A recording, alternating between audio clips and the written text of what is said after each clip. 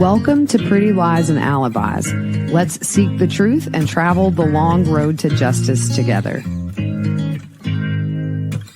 What you know, Alibis? Welcome to a very brief episode of Pretty Lies and Alibis. I'm Gigi.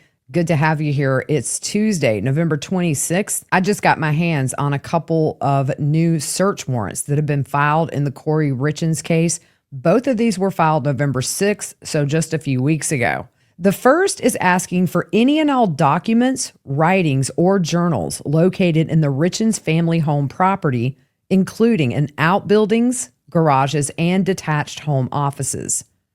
And that said, property or evidence was unlawfully acquired or is unlawfully possessed, has been used or is possessed for the purpose of being used to commit or conceal the commission of an offense or is evidence of illegal conduct. The investigator believes the property and evidence described above is evidence of the crime or crimes of aggravated murder. It says, during the investigation into Eric Richins' death, multiple warrants were granted for the search of the Richins home on Willow Court.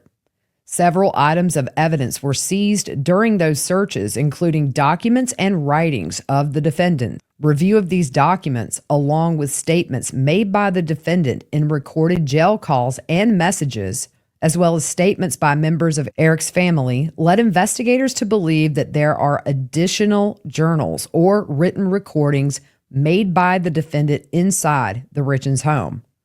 The Richins home is currently owned by a trust established by Eric prior to his death, of which his sister is the trustee.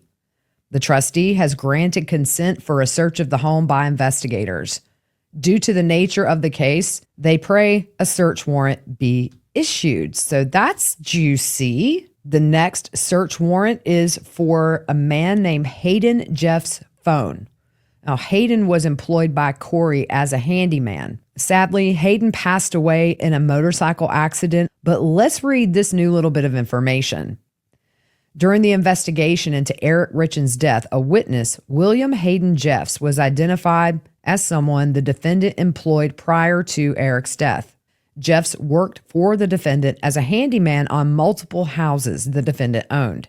The defendant's cell phone contents and cellular records showed that she communicated with Jeffs around the time of Eric's death. Jeffs was contacted and interviewed by detectives earlier this year.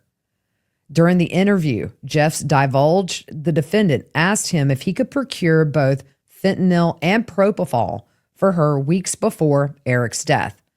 Just a reminder, propofol used in general anesthesia, that is actually what killed Michael Jackson, by the way. Jeffs showed detectives text messages on his phone that verified this information. Jeffs provided copies of these messages to detectives.